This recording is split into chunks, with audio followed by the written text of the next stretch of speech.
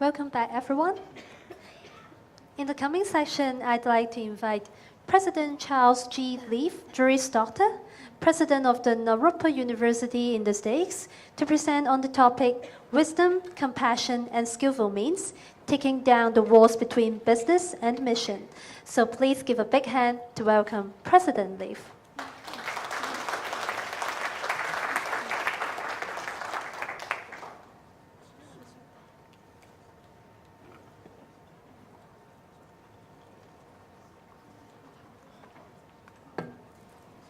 Good morning. Good, we've changed the technology, so my neck is now speaking to you. Everybody can hear? Good. Can I close this? Is this okay? Okay, thank you.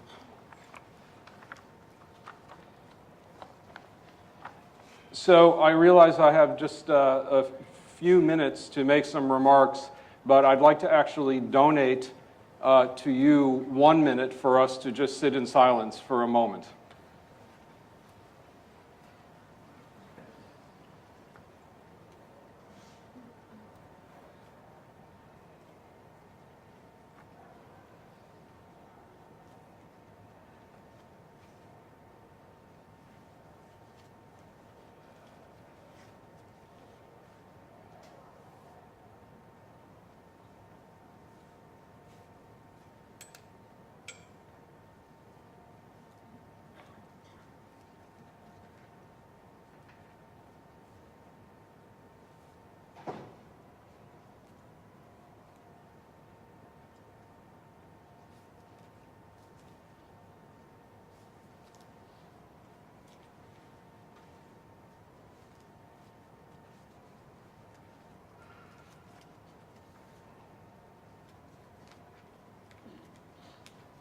Thank you.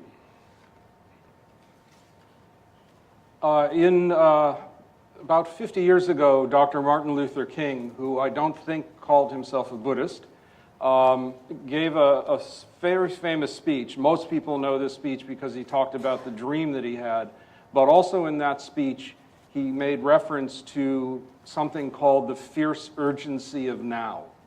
And I'm very grateful for the invitation to be able to speak for a few minutes at this conference because it feels to me that of all of the words here, sustainable is the one most at risk right now for us in the world.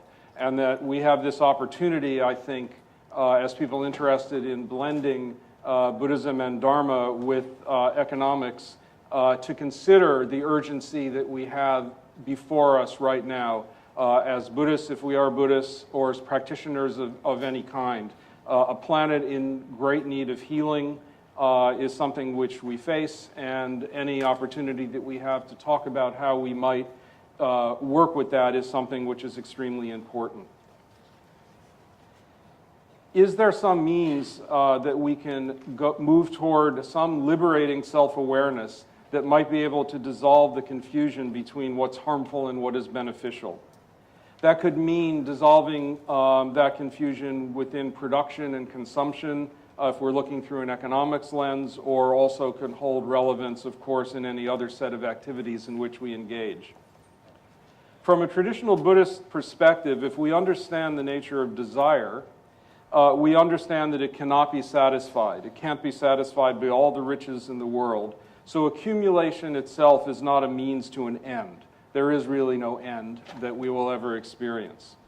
And so if the end is therefore not the main driver, there may be space to consider other reasons to accumulate, including how, as we would put it in the West, the fruits of our labors might be of benefit to others as well as to ourselves.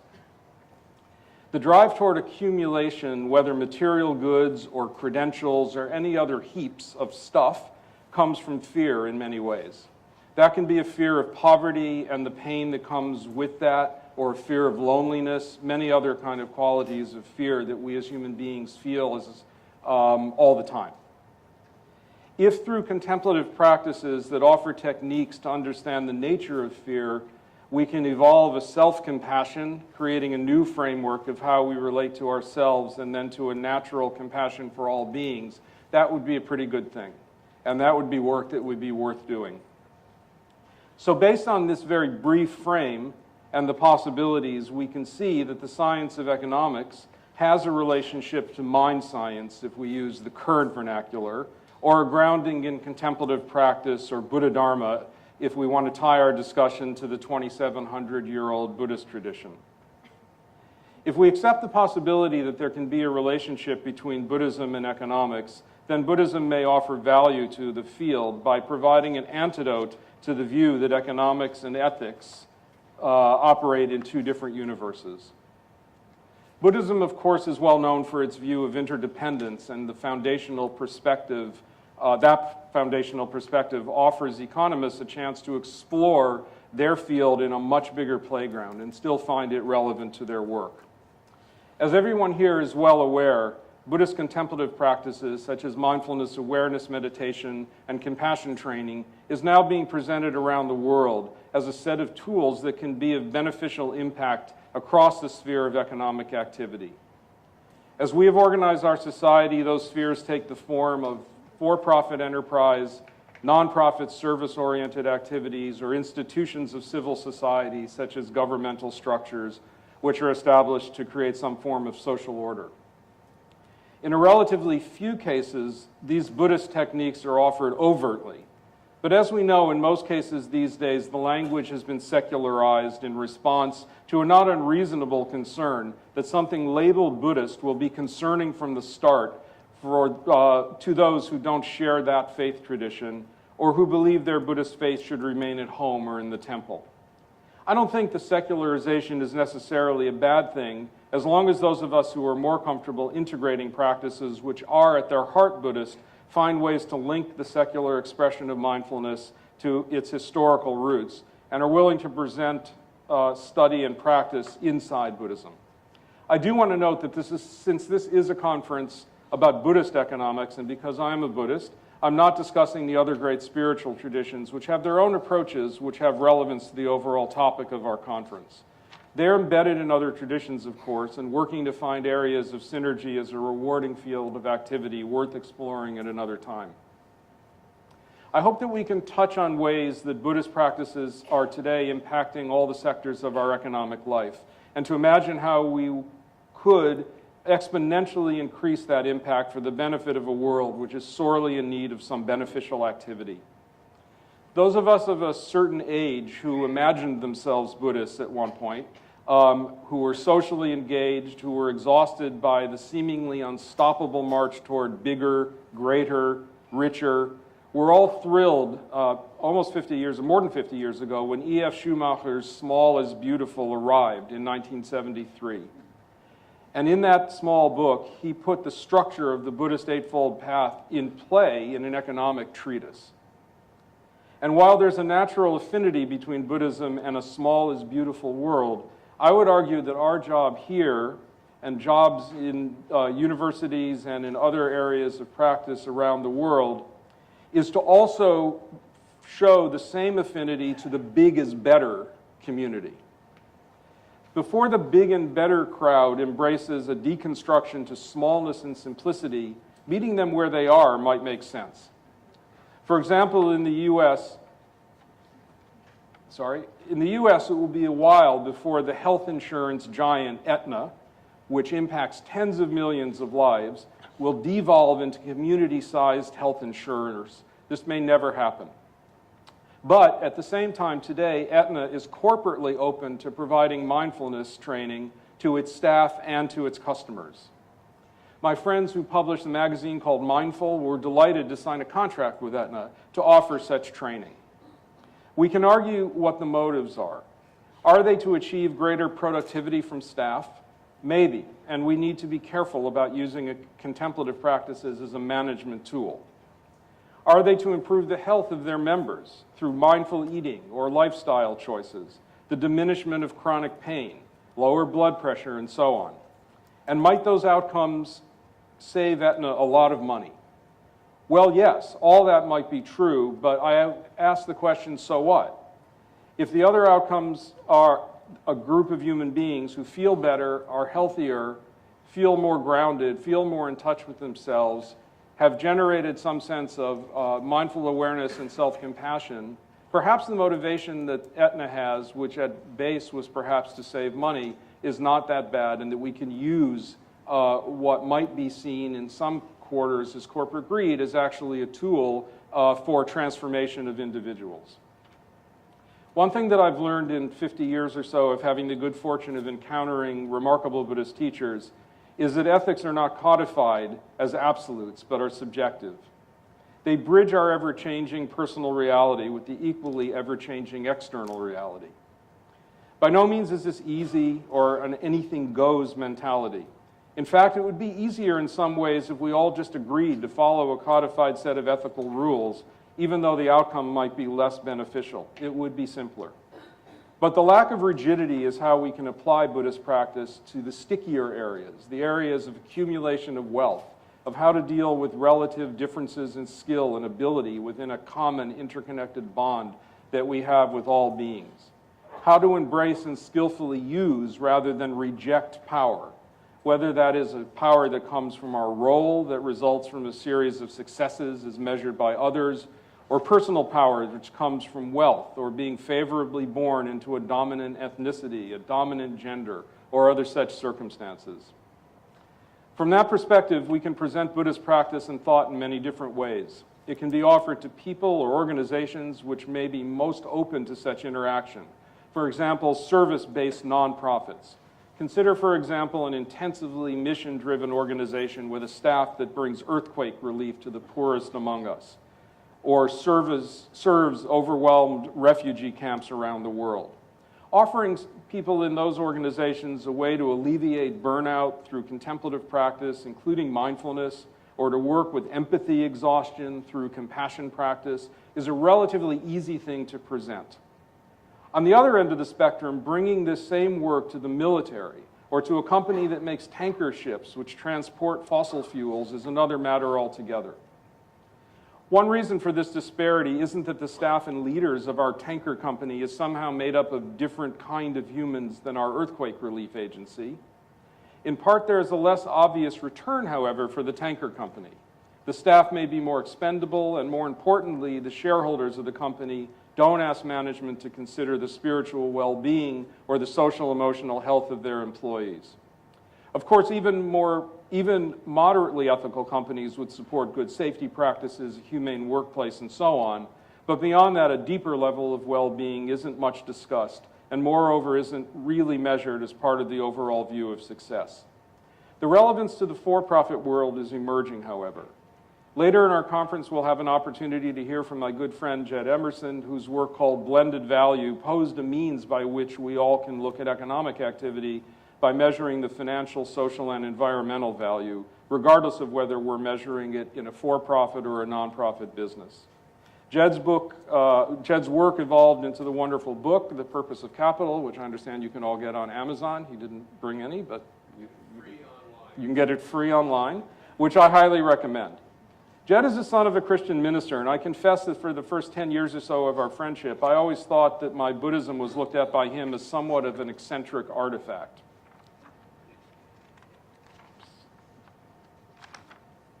But at one point I looked at him, I can't remember when it was some time ago, and I said, "You know you're a Buddhist, right?"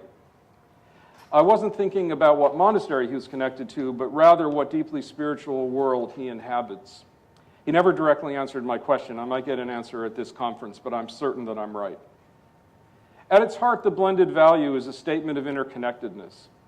Once an entity explores that model or some of the others, like Bhutan's gross national happiness, and we'll have an opportunity to hear much more about that later in the conference, or the Genuine Progress Index, which is another metric that's been developed through the work of many economists in the 1990s, the value of Buddhism to this conversation becomes very clear.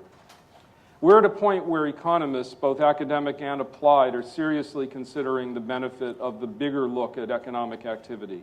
A look which sees metrics tied to financial as one of several metrics.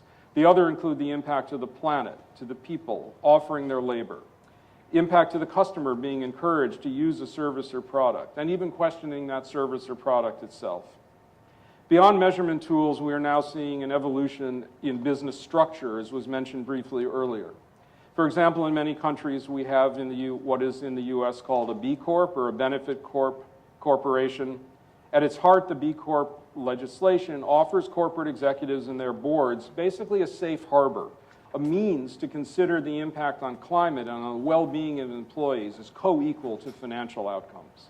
The UK has national legislation that supports these rather than resists the creation of new forms of enterprise using these same principles. Now, the B Corps or similar enterprises don't label their work as Buddhist, but at the heart of this revolution is a clear understanding of the truth of interconnectedness and interdependence. Once we start from there, the teachings offered 2,700 years ago by Gautama Buddha and the 2.5 centuries of work by tens of thousands of teachers and lay practitioners to apply those teachings to the worlds they inhabited become integral to the work that we're doing today. And if you resonate with that assessment, the question of what skillful means need to be employed for the greatest impact comes up. In many ways, I think we should be grateful for the secularization of Buddhist contemplative practice. That's allowed for a far-reaching dialogue that would never have happened had we held on to the Buddhist label. Buddhists working with neuroscientists resulted in the creation of the Mind and Life Institute, which supported a more secular scientific vocabulary. That said, those of us who have a deep appreciation for the historical roots of what is today's mindfulness movement do hold a responsibility to both refer to those roots and, more importantly, to look at the ways the 21st century Buddhists are themselves engaged in this conversation. I'm privileged to be the president of Naropa University in Boulder, Colorado. Naropa was founded by the pioneering Tibetan scholar and practitioner Chogyam Trungpa Rinpoche as a place where traditional academic study could integrate with the contemplative practices. Since our founding in 1974, Naropa faculty have brought contemplative practice to every class across the curriculum. The techniques differ by subject, of course, so what is practiced in a psychology or environmental studies class is quite different from what is incorporated in a poetry or performance class. But each faculty member must be able to describe how contemplative practice finds its way into the classroom. From that foundation, Naropa now can offer external programs in leadership, in mindfulness and compassion training in the workplace, and other professional training to healthcare providers and more. Our students are very interested in how contemplative pedagogy can find application to their future professional lives. The student that arrived at Naropa 45 years ago didn't necessarily think about the post-Naropa world that they would live in. The student that arrives today is very much aware of what they're going to do in the world and what mark they're going to make. And our job is to bring together teaching the academic subjects fully and at the same time incorporating contemplative practice and mindfulness. I teach a class each spring called Social Innovation, which is training future entrepreneurs. To me, it's a joy to bring my Buddhist practice together with my passion for social enterprise as a powerful force for disrupting conventional views of economic structure. And this work, I believe, is replicable in many ways, culturally appropriate, not taking what we've done and just applying it somewhere else, but actually building from it. Even in this time where disruption is the concept of the day, I'd argue that much of the progress is an evolving new economics model, perhaps called Buddhist economics, perhaps it'll be called something else, and it will certainly happen within the higher education institutions. The delivery models are constantly changing, traditional classrooms being joined by online offerings, so-called stackable certificates where students shape their educational path much more flexibly than we were used to, or through professional development offered by a skilled faculty to a non-traditional audience. In the same way, the embrace of mindfulness so broadly is driven in large part because neuroscientists have researched and published, and that really has created a certain kind of legitimacy. And we can argue if that was important or not, but it is definitely the case that the conversations we're having are more acceptable because they're grounded in some ways in science and in research. It's very important. I believe that Buddhist economics will also grow in modern acceptance as a result of the work being done by experts in the field, the people here in this room, economists, psychologists, religious studies scholars, and serious contemplative practitioners.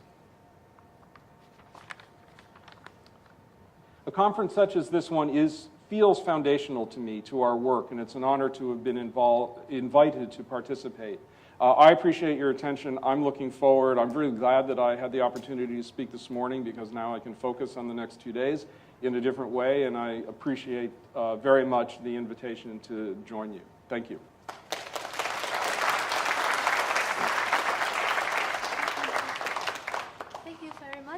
President Lief.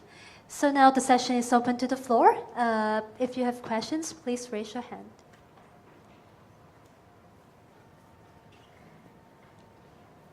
At the back.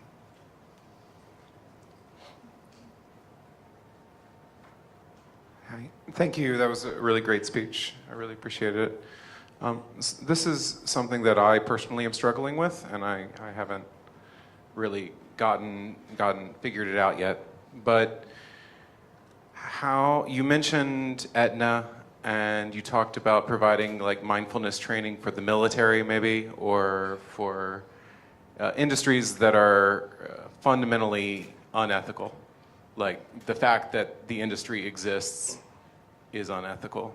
And if you provide these techniques for these people, maybe it can improve their lives, but you're also helping to reproduce these systems which are fundamentally unethical.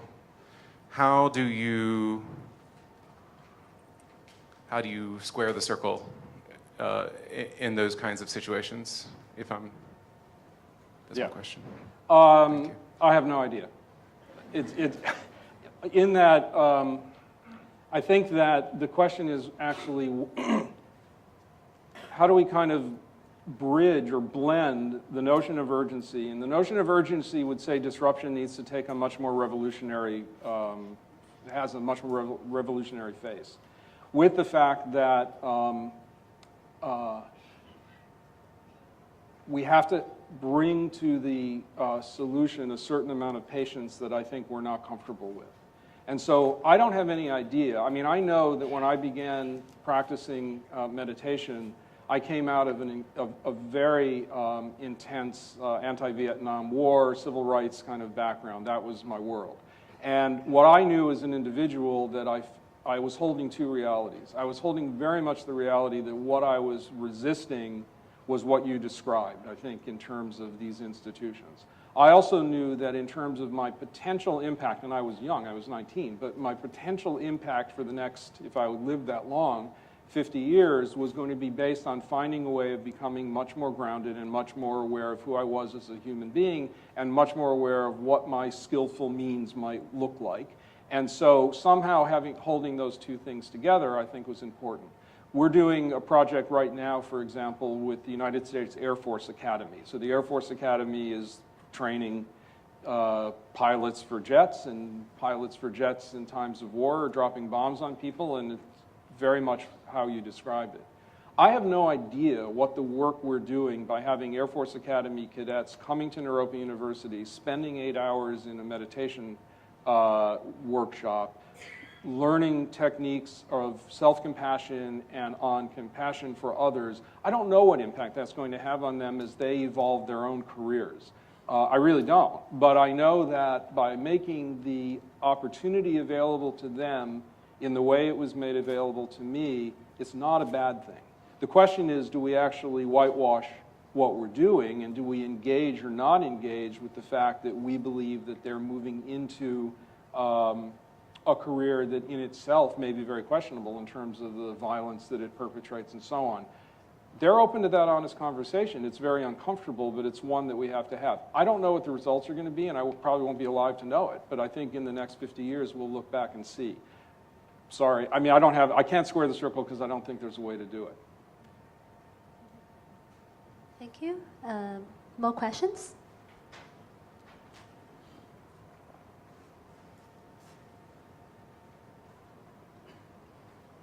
Okay, okay. Professor, thanks for your presentation. I think when you're talking about the ethnics or the kind of the moral code, you mentioned, I think for Buddhism, there are certain kind of skillful means and fluidity.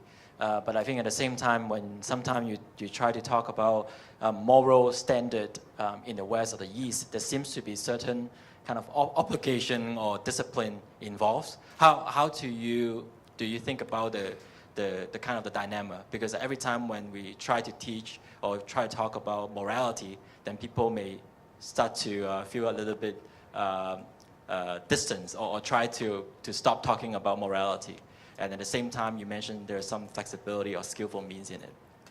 Well, I think that it would be easy, as I said before, I think it would be easier if there actually was a solid reality. The problem is, as anybody that has a contemplative practice knows, is there's nothing solid. And so if you come at the view of the world as a world which is fundamentally empty or fundamentally insubstantial or always changing, it's then very difficult to say that there's a single code which is called the code of ethics, because the fact of the matter is the conditions are changing all the time. And so I think then the question is, how do we actually create a certain kind of ability to either attend to our own minds or attend to a world in a way which is reflective of the reality that we are in at any given moment.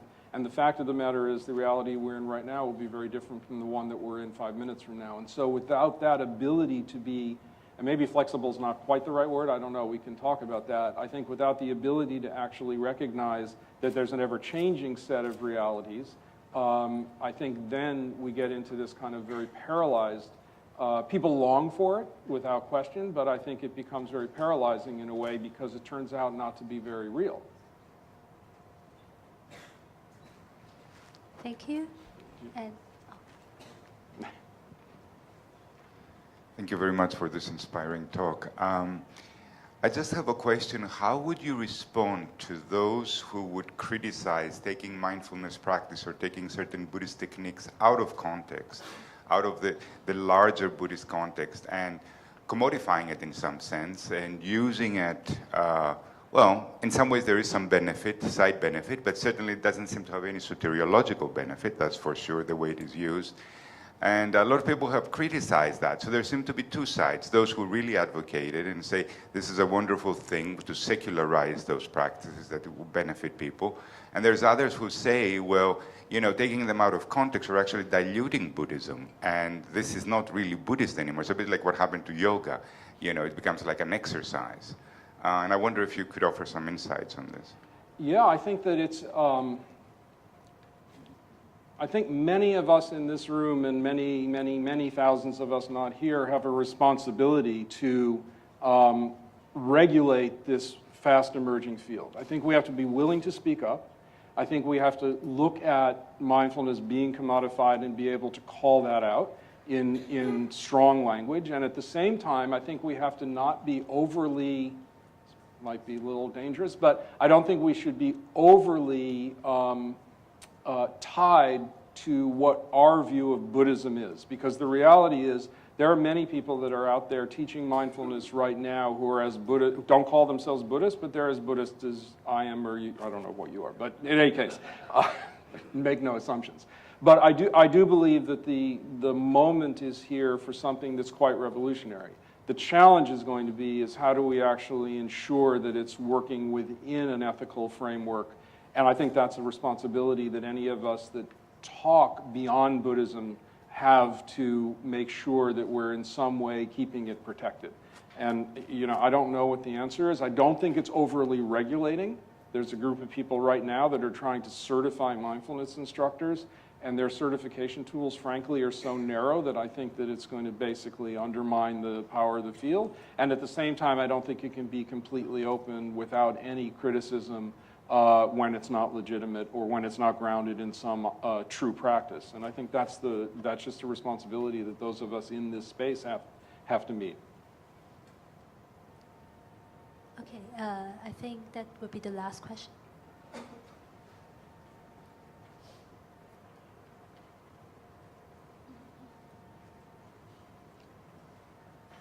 Yeah, I have somewhat relating to the previous question about how you use the ethical or moral course in military, in the army. So I was just wondering whether, you know, ethical morality or wisdom or compassion, you have to born with it, or, you know, you can train or you can build from outside. You know, based on your experience, you know, how successful can we build this ethical or morality from outside, or people have to hit the wall before, they can realize that, okay, you need morality or need ethical. Thank you. So thank you. I mean, I think the answer is both. So I would say, I think anyone that has a human birth is born with it, to answer your first question. I think that the question of how the I think it's obscured in many of us, and it takes actually making a connection to some practice to be able to start peeling away whatever the obscuration is, to get back in touch with what our basic human goodness or basic human values are. But I think for others, hitting the wall is maybe the sort of karmic results of whatever their particular situation is, and that hitting the wall becomes the tool by which they're open to a practice, they're open to understanding the Buddhist teachings in a different way. I think both are possible. I hit the wall, I think. I think that was my journey, but it doesn't mean that for the first 20 years before that wall was hit that I was somehow a person that didn't have within me a sense of compassion and an ability for skillful means. I just didn't have any means to get in touch with it. And I think the point of mindfulness practice, as opposed to being purely an academic exercise, but actually being one which is grounded in contemplative practices of many kinds, is really essential to that work. I don't think it's something that's taught in a textbook. I think it has to actually be done with a kind of a discipline that you described. I think that's essential. I don't think there's any way to get the credential of being a mindfulness practitioner without doing the work. So, thank you very much, President Lief. I know that we may have more questions, but because we are kind of running behind schedule, so you're encouraged to interact with our speakers later on. And so, please be seated. So next, I'd like to invite Professor Hendrik Opdebeeck, Chairman of the Belgian SPES Forum, Professor of Philosophy and Economics in the University of Antwerp, to present on the theme, The Urgent Need for Buddhist Values in the Economy Between Utopia and Dystopia. So please put your hands together to welcome Professor Opdebeeck.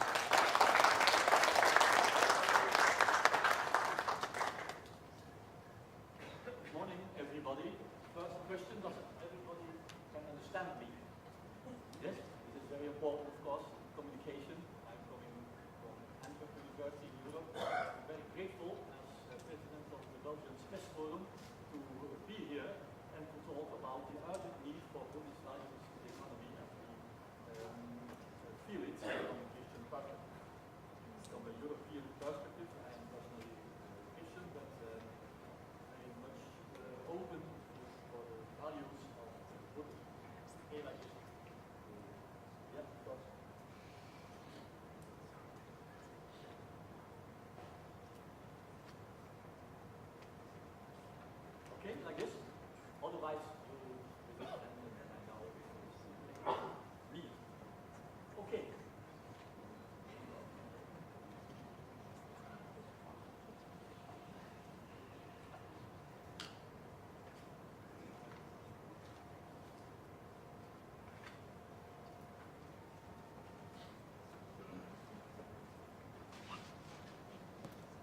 Testing.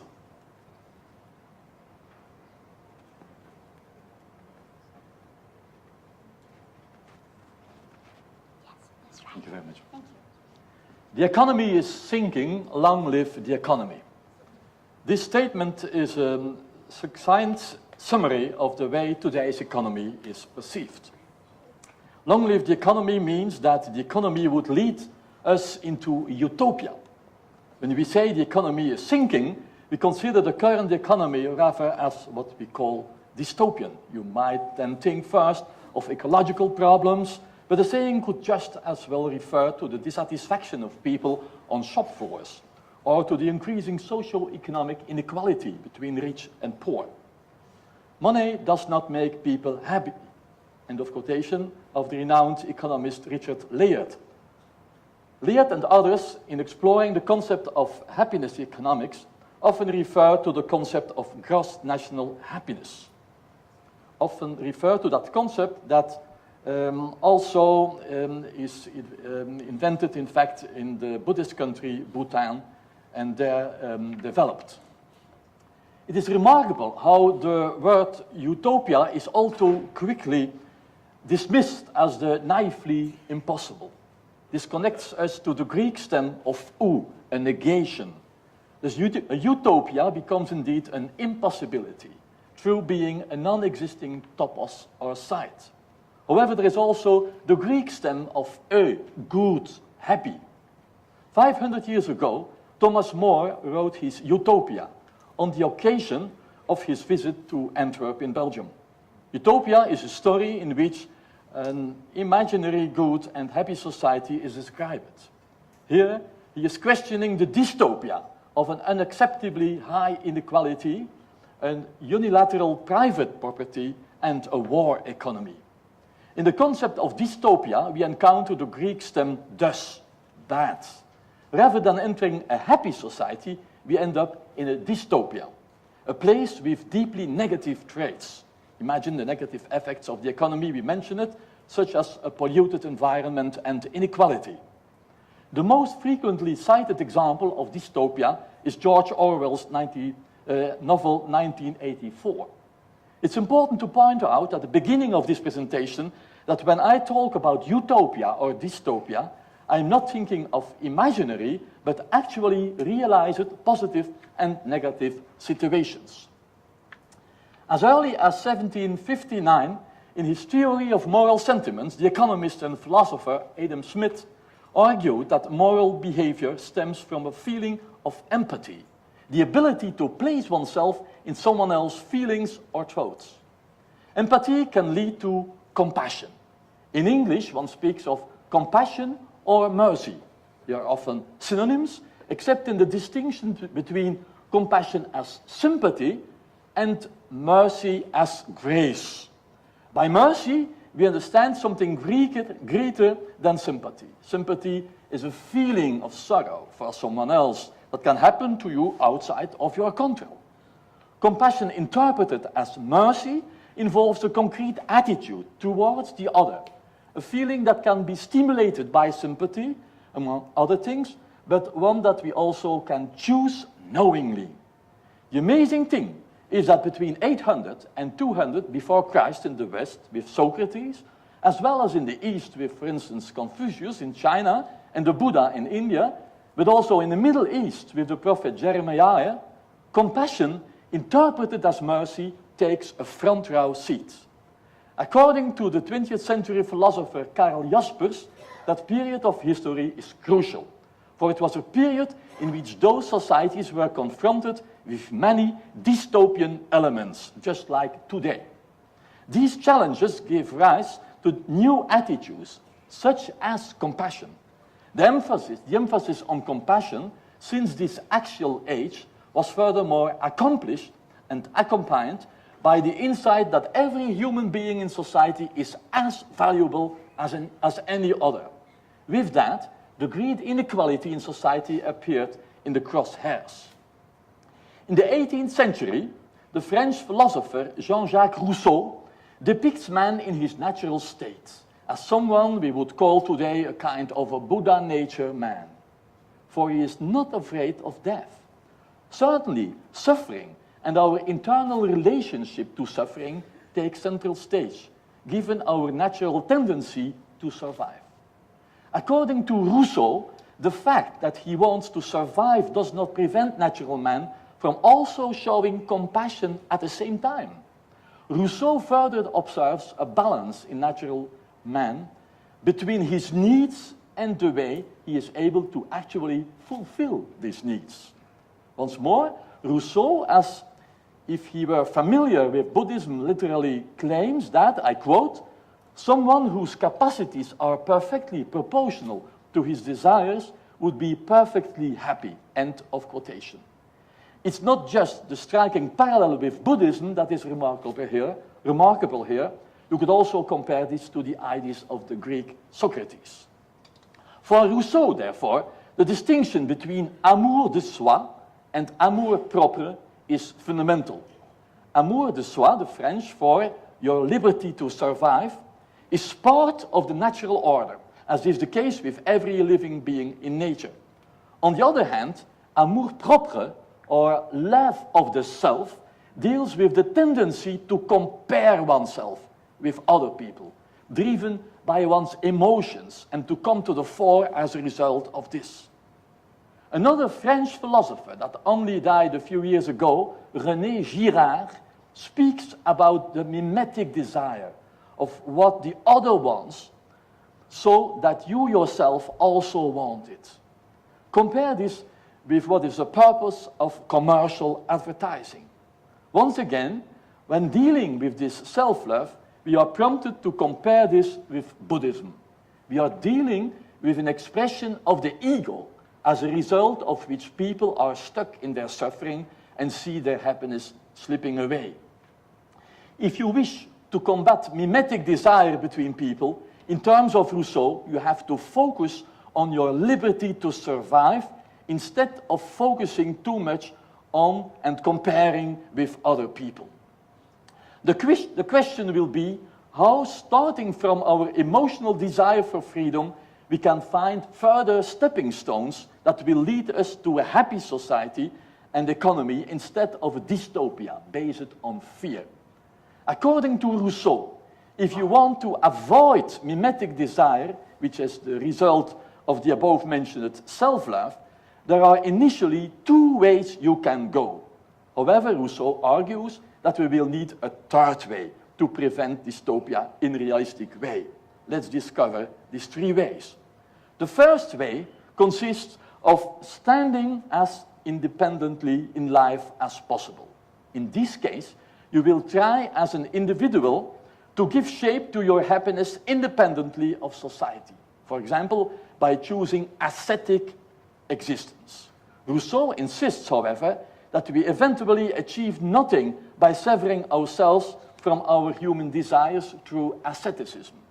A human being remains a human being and will soon experience this asceticism as at odds with his or her freedom.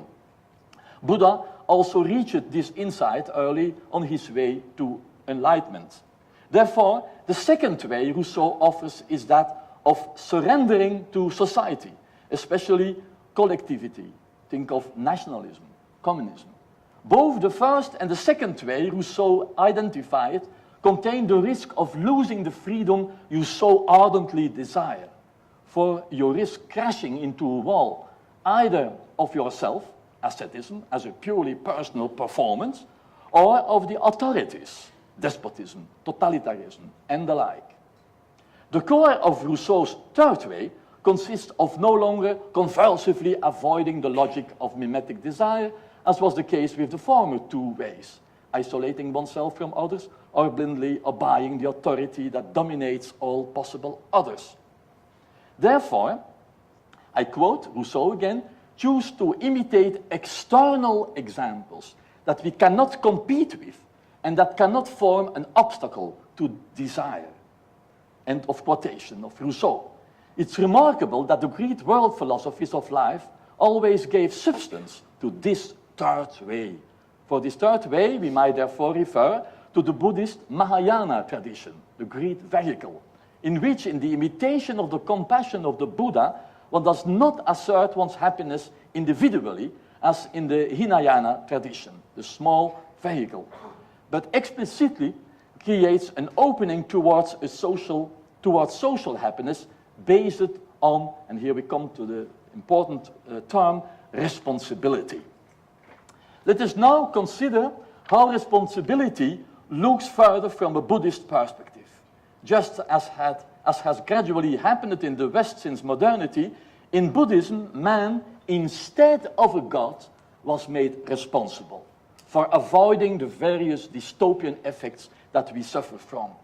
The human body realized, the human Buddha, realized that he himself was responsible for facing his fears and the suffering and unrest this entailed. The golden rule comes down to treating others in the way you want to be treated. The Buddha develops this law of nature into a plea for compassion. Let's take a brief look at the literal application of compassion as the basis of economic management. And let us consider for this a case study in Japan. Japan is a country that in the last decades has eminently suffered from a number of negative economic effects. From burnouts and suicides in the business world to extreme effects on nature, such as in Fukushima. The renowned Japanese camera company, Canon, got its name from the Buddhist goddess of compassion, Kwannon. The term Canon sounded more familiar in English and was adopted in 1935. The name was chosen as an expression of the company's mission to produce cameras as a concrete gesture of compassion towards the world, to let as many people as possible enjoy the fact that they could record important events on film.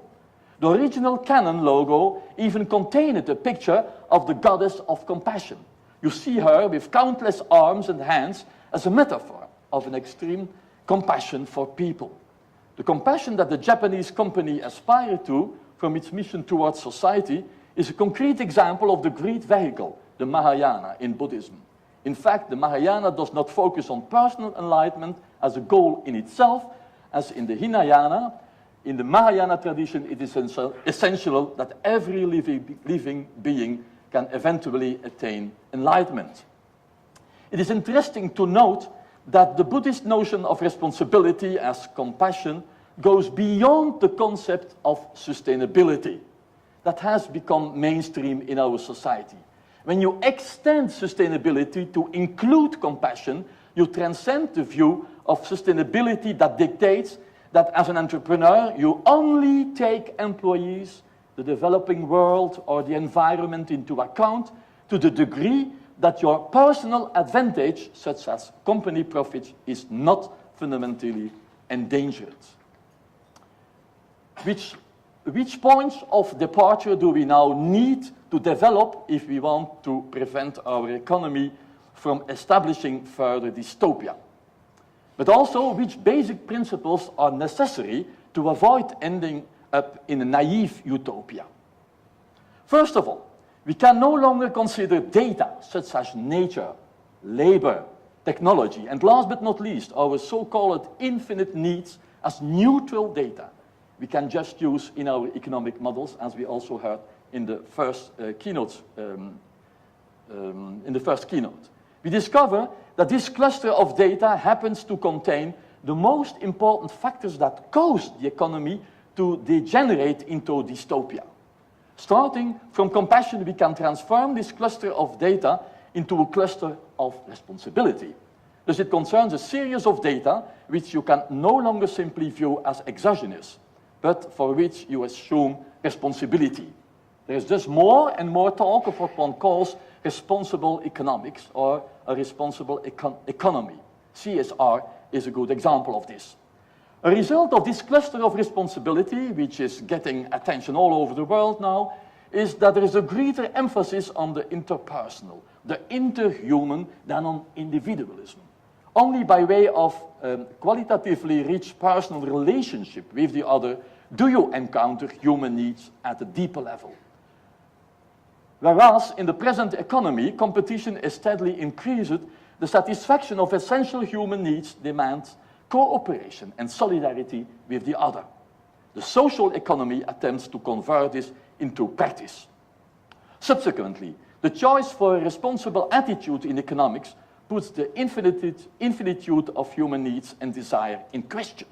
It's important to recommend a limit, a finitude to human needs, if only for the sake of yet another element of the aforementioned cluster of responsibility, to wit, the environment. Thus, we will talk about an economy of enough, rather than our dystopian economy of dissatisfaction. This is reflected in what we call a circular economy. Central to a circular economy is the prevention of the exhaustion of scarce resources, the recycling of waste, and the use of energy sources such as the wind and the sun.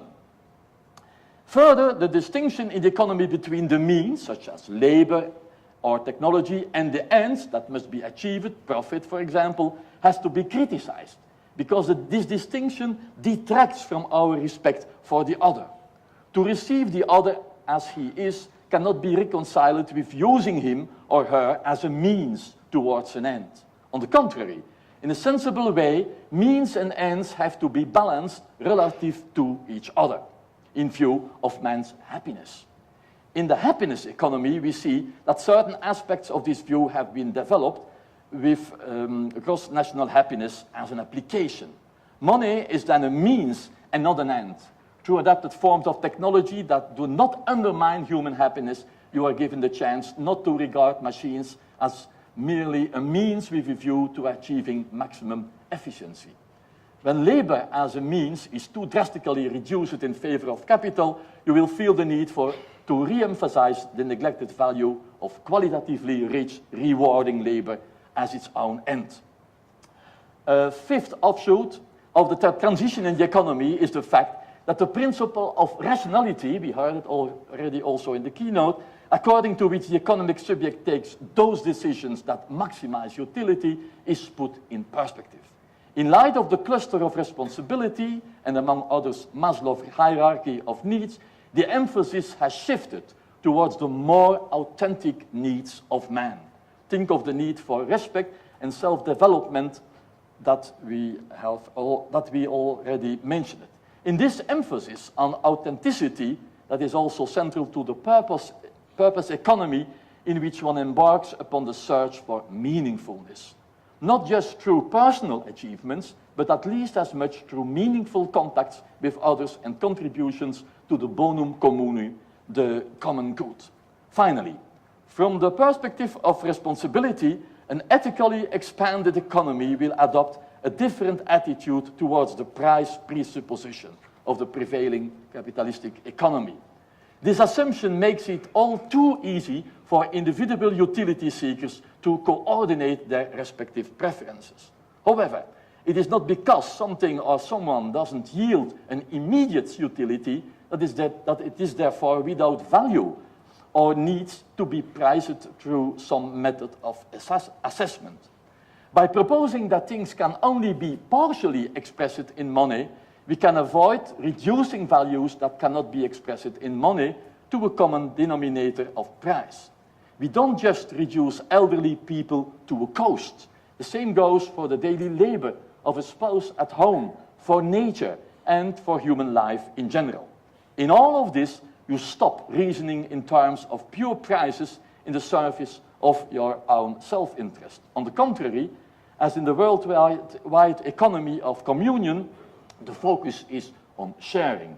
The profits of an enterprise of the economy of communion flow not only to sustainable investments, but also to meaningful work and concrete support for those who are on the edge of society, on whom it is hard to simply put a price. Conclusion. I summarize my conclusion to be in time.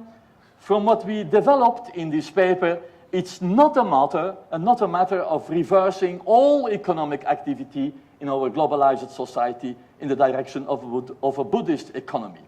But the unmistakably obvious challenge of a lot of alternatives inspired by Buddhism has something of an appealing urgency.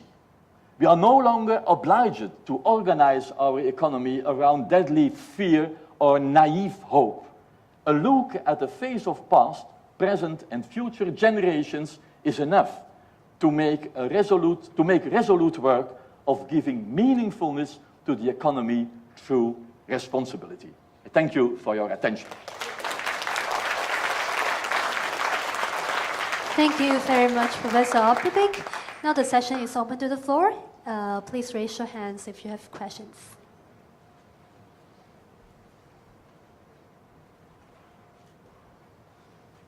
Thank you, Professor, for the very inspiring speech. I would like to hear your view on universal basic income. Do you think it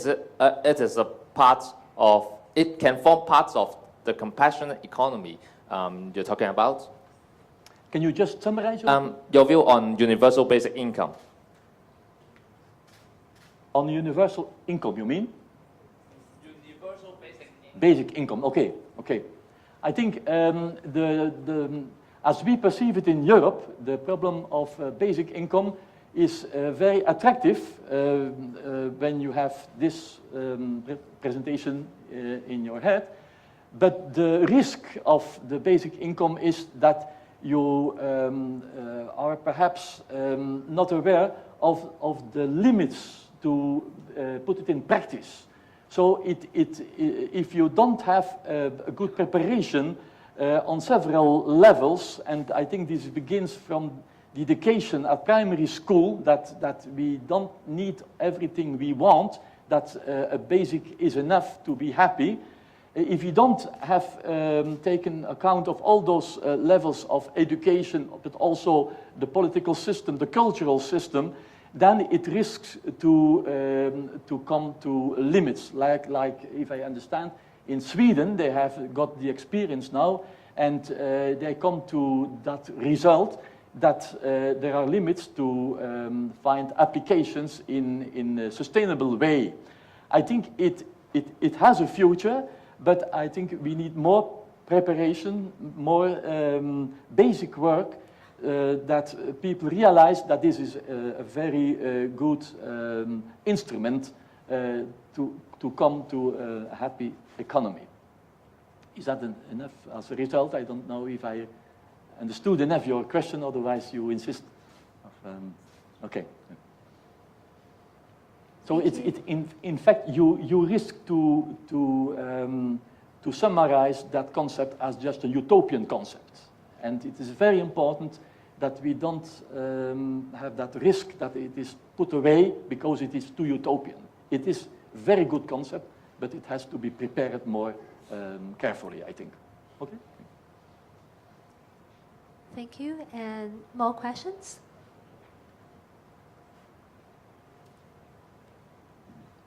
Testing. Good morning, Professor. Thank you so much for an insightful talk. It's all right. I have two questions. The first one being, you mentioned that injecting compassionate economy into world cities like Hong Kong, or like, just over worldwide, would be a good idea.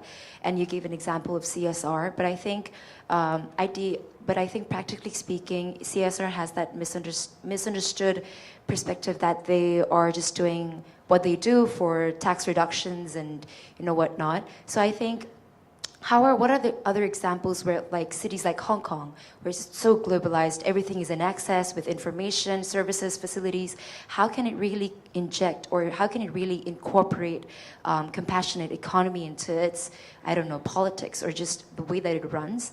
And the second question would be, what are the challenges for cities like Hong Kong, or cities like where you're from, where, what are the challenges that they face when it comes to balancing out their economy and bringing in compassionate economy? Yeah, thank you very much for your question. I think this is a very interesting scope you are mentioning here, because more and more we feel the tension between our globalized society and the individual or the city level. And I think more and more people realize that all the projects we have around a new economy have to be tested out on a more small scale. Like you see examples of Canon, what we mentioned, but also there was the example of Patagonia this morning in the keynote, that it is important to have examples of how it really can be realized, how it is not a utopia to come to a compassionate economy, but that it can be made concrete. So therefore, it's very important to evaluate the importance of politics. If you really have a society where people are more engaged for the value of democracy also, if I may express this topic, it's very important to have the people behind. And then I think if politics or the government of a city like Hong Kong announces initiatives in the direction of a compassionate economy, you have more the population behind you. Again, I think this is also perhaps the scope of this whole conference. It's culture. It's our common culture that is now directly involved, and therefore a way of having motivated citizens to follow the direction of a compassionate economy is very important. Thank you. So, any more questions? If no, thank you once again to Professor Opdebeeck.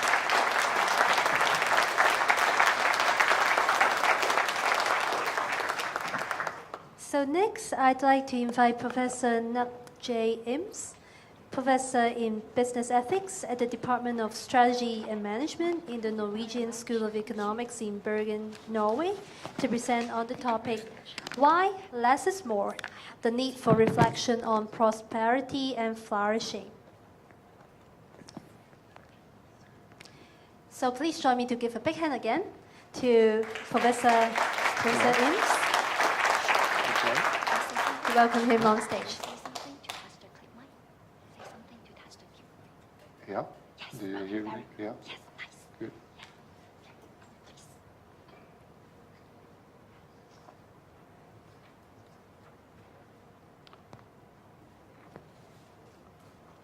Why less is more? An ambitious title. But first, I would express my deep gratitude to all of you that have contributed to this vital and meaningful conference, and who have received the participants so well. Thank you for your generosity and care. I would also like to extend my gratitude to Professor Laszlo Tonai for his personal support and inspiration for my presentation today.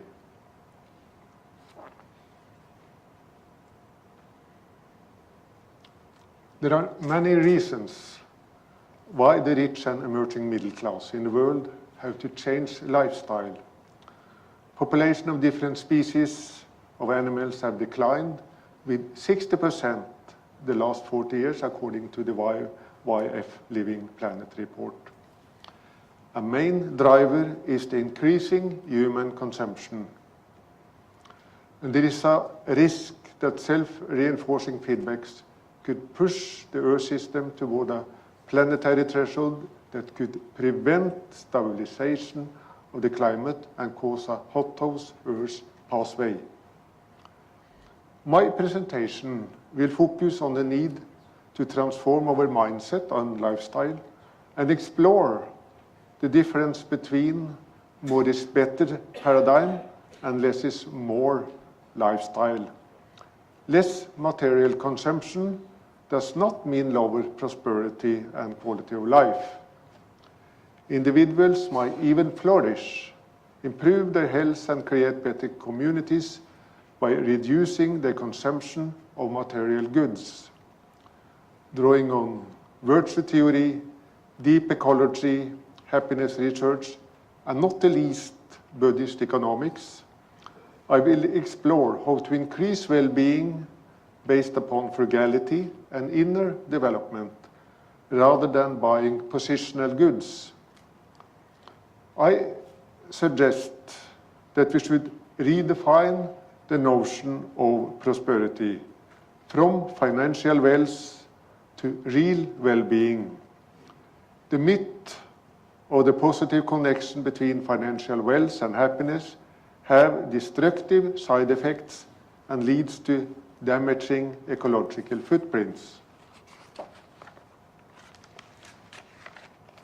An alternative notion of prosperity fits well into wisdom traditions, including Buddhist economics. It correlates prosperity with health, sustainable happiness, and wellness. There exist prominent historical examples and role models that illustrate the validity of well-being within a frugal context. The founder of the company Patagonia, the Zen Buddhist Yvon Chouinard, is one role model I will present, and also Professor Payne presented him earlier today.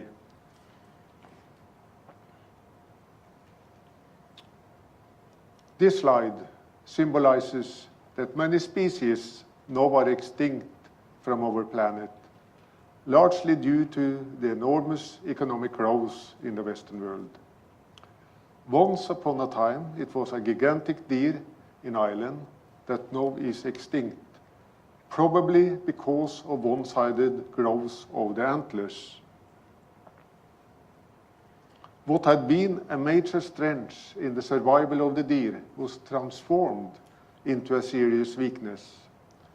Through evolution and survival of the fittest, the antlers were growing to such an extent that the deer finally collapsed. The deer had developed a surplus of abilities along only one dimension, an imbalanced growth. Anyway, so is the story going. The bridge is an important metaphor in my story.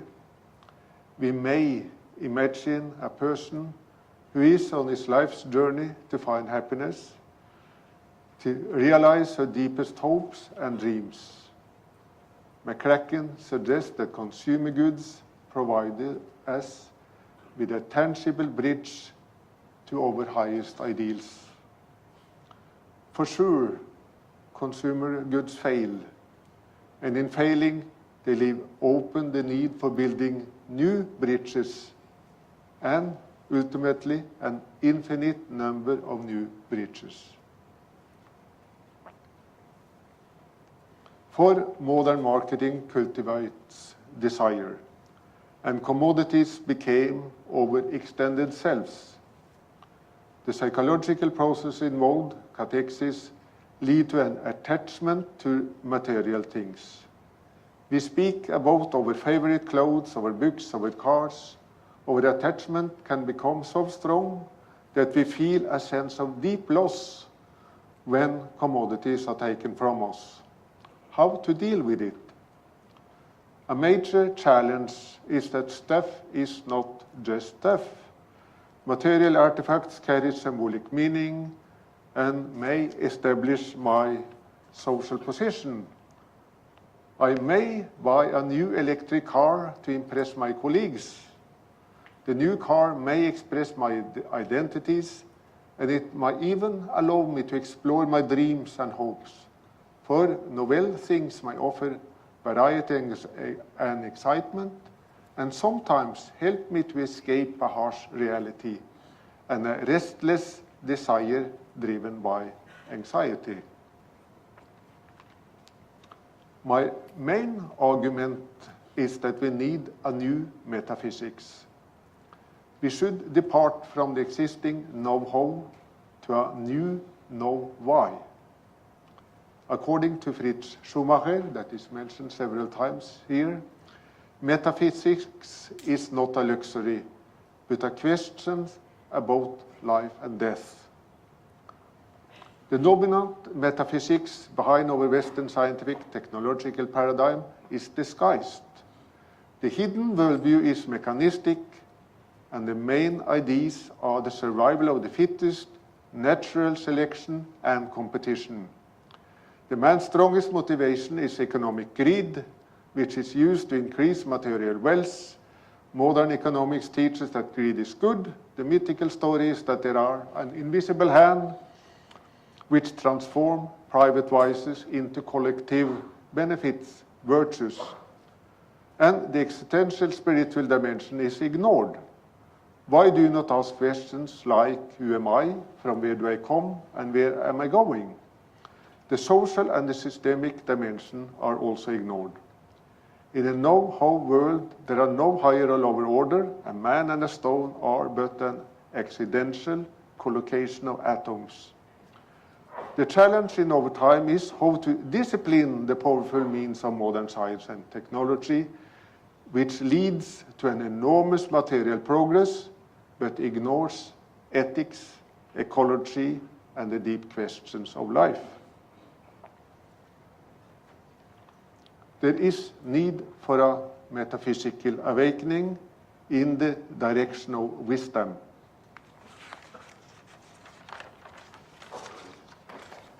Ethics is an important part of metaphysics, and we need a life-serving ethics that make explicit what human nature is.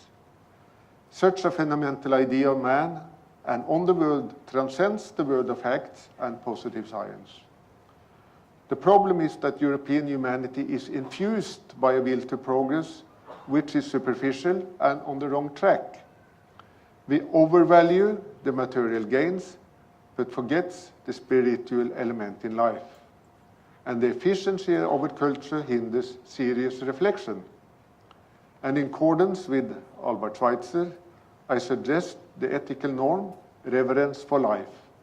Good consists in maintaining, promoting, and enhancing life, while evil is all that destroys, injures, and suppresses life. We need a new vision of prosperity, from the perverse focus on economic growth and insatiable needs, to buen vivir, the good life based on the communion of humans and nature. When we look at the etymology of prosperity, we find that the original meaning corresponds to doing well, hoping for a good fortune. And we have to change the metric of gross domestic product into a metric of well-being. For example, like what I have done in Bhutan, where they have implemented the gross national happiness metric, which is a holistic approach to well-being. I have been in Bhutan, and I'm convinced that a GNH measure, which includes, amongst others, social community, spirituality, and ecological well-being, is highly needed. Extrinsic or intrinsic goals and values. What does it mean? We know that materialistic values like popularity, image, financial success, and acquisitions undermines well-being, but intrinsic values like self-acceptance, affiliation, a sense of belonging, are of the deepest source of well-being. The conclusion is that people with higher intrinsic values are happier, have higher levels of environmental responsibility, and embed the intrinsic goals in family and community. What do we know from different wisdom traditions? We find that frugality has been an important mean for well-being through the Western civilization back to the Hellenistic time 2,500 years ago. The word frugality means useful in a worthy way. At the individual level, frugality can be a rational strategy. It requires low material consumption and simple lifestyle. It opens the mind for spiritual goods as inner freedom, social peace, and justice. Frugality was practiced amongst the Epicureans. Their ethics of sustainable enjoyment built on a rational calculus of assessment of pains and pleasures. The highest form of pleasure is ataraxia, a state in which the soul is as the sea when the wind has calmed. At the macro level, the new norm will be frugality first. Frugality should precede efficiency. Sustainability should be understood in terms of physical throughput, and the task is to limit the scale of the economy.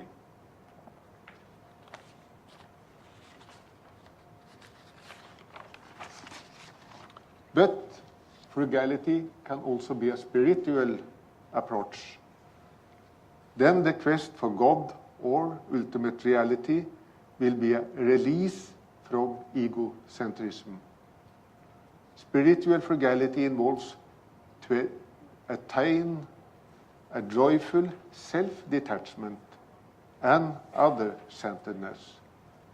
And it involves to release the human mind from the active self-seeking ego and look inwards to listening to the invisible other who is nowhere and everywhere present, and be guided by your spiritual or receptive self. Another ancient tradition is deep ecology.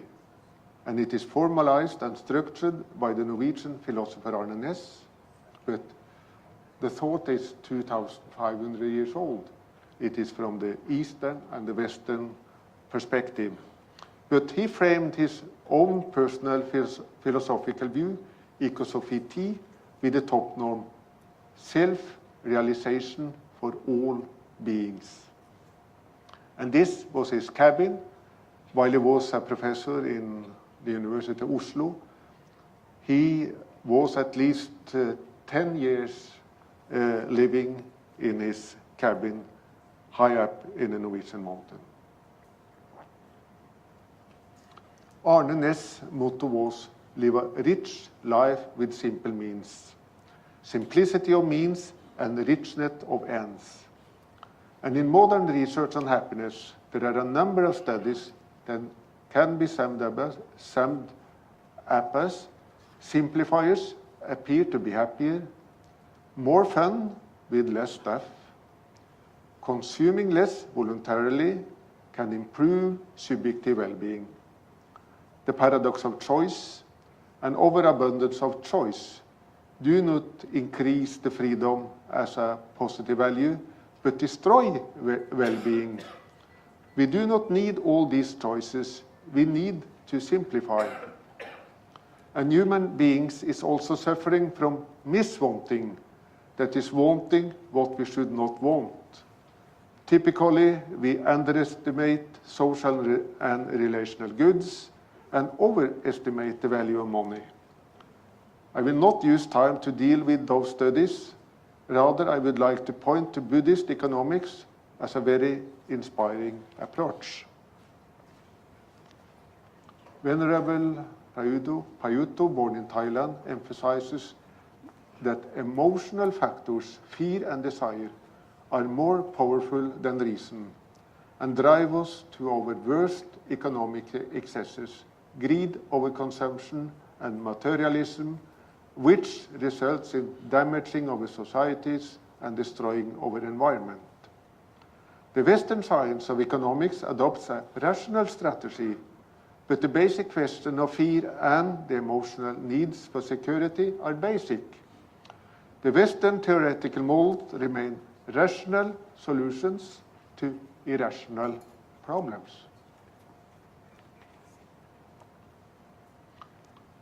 Buddhist economics is about right livelihood, which is only one amongst 8 factors that is capable of solving the problems of life. Action and reaction are intertwined and form processes of causes and conditions that we perceive as reality. There are 2 levels of truth, Dhamma, ethical truths related to matters of good and evil, and truths related to nature of reality itself, which is beyond concepts of good and evil. Buddhist economics strives to direct economic activities in harmony with ethical truths as well as the way things are. Modern economics lacks these holistic insights and have a narrow view focusing on isolated fragments, and stops when the things on the market is bought and consumed.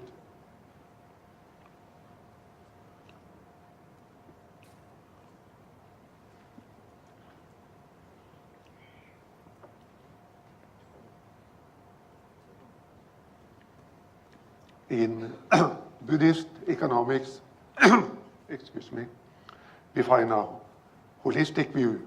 It asks, what next? What happens after the nice new car or trendy jacket is bought?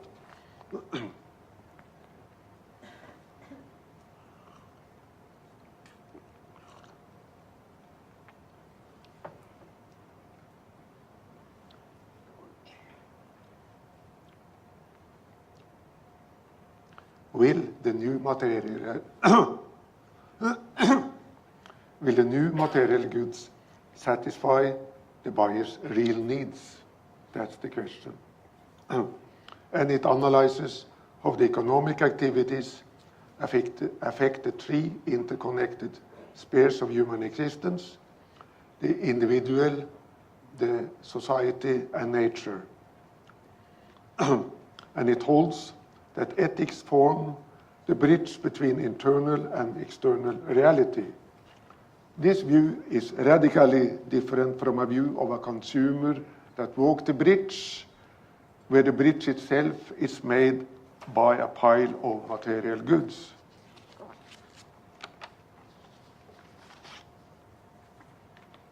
In Buddhism, ethics is important, and ethics acts as subjective causes for objective conditions. Good actions lead to good results, and the means conditions the end.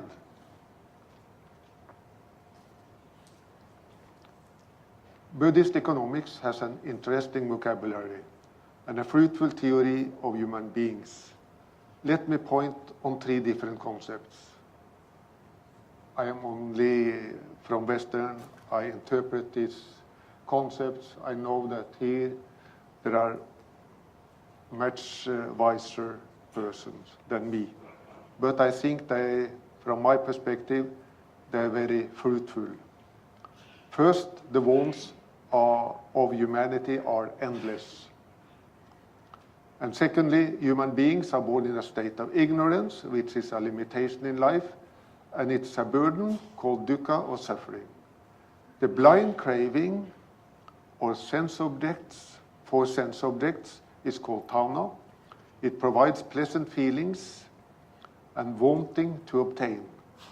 When ignorance is replaced by wisdom, desire for true well-being is called dhammachanda, or in short, chanda. Chanda leads to action, and tanha leads to seeking.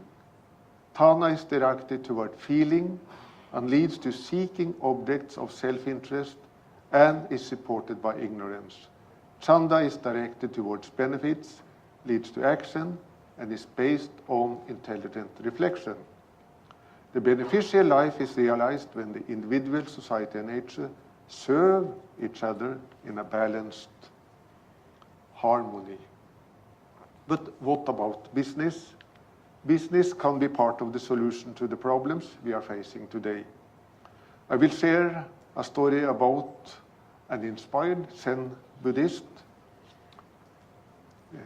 Yvonne Chonar lives in California, founded the business Patagonia. He's an active outdoor man, climbing mountains, fishing, or kayaking.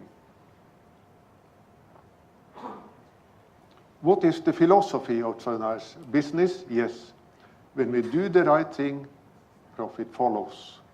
His company is rated as one of the 100 best companies in US to work for, and it has donated more than $22 million since '85.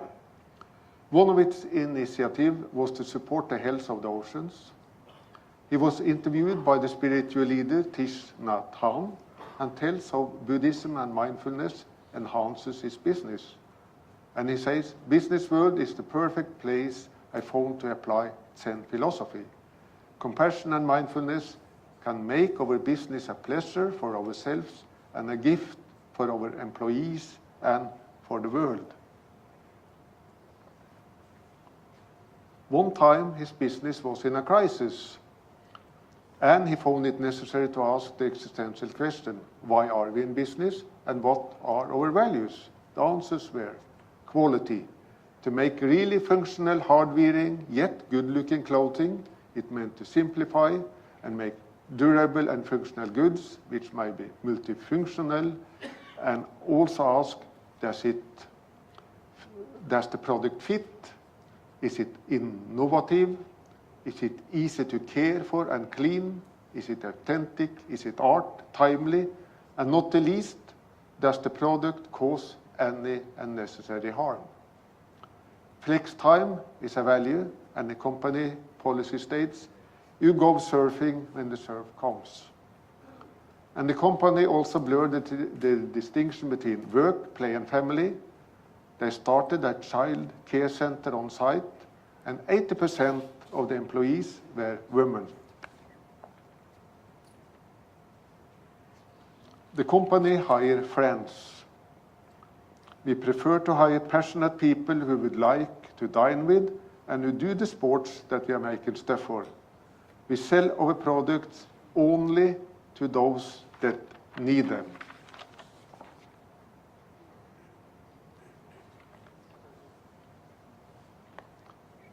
The more you know, the less you need. To make one of Patagonia's best-selling jackets require 135 liter water. By repairing it, you will save many natural resources, CO2 emissions, and waste. Don't buy what you don't need. Think twice before you buy anything. That was Patagonia's ad. Warn Wear is an environmental program. The idea is invest in quality and repair when things break and celebrate the clothing that travels with us through life. Patagonia has the largest garment repair center in US, located in California. And Jonar looked upon himself as a dirtbag. He said that he has had the same shirt for 20 years.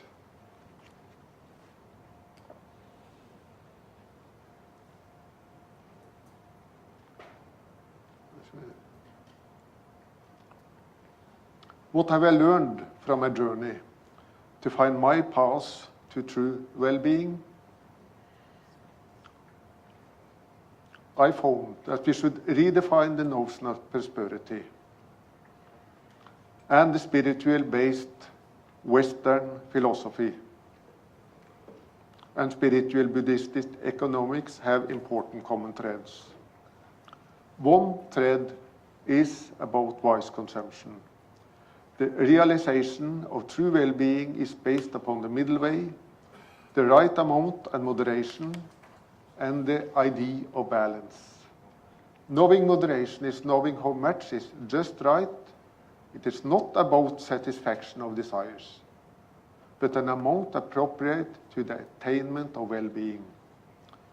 Secondly, we should not harm ourselves or other sentient beings. Buddhist economics consists of a theory and vocabulary of human nature that are holistic, compact, and practical. It's a promising approach to the urgent needs of today in education as well as in social and economic life. We do find exemplary cases of frugal and spiritual business leaders also in the West, in the Trappist brewery of Westmalle in Belgium, as well as in California in the company Patagonia with a Zen-inspired leader. So, my story has come to an end. Growth should be balanced. Quantitative material growth should be balanced by qualitative inner spiritual growth. Deer cannot choose, but human beings can and should. Thank you for your attention. Thank you very much, Professor Eames. Please be seated. And I know that you may have many questions for Professor, but because we are running out of time, so if you have any questions, you are welcome to go to Professor Eames during the break. You have plenty of chances. So thank you very much. And so we are now going to have a lunch break. Please be back to this hall for the afternoon session at 1:15. So thank you, and see you again in the afternoon. Thank you.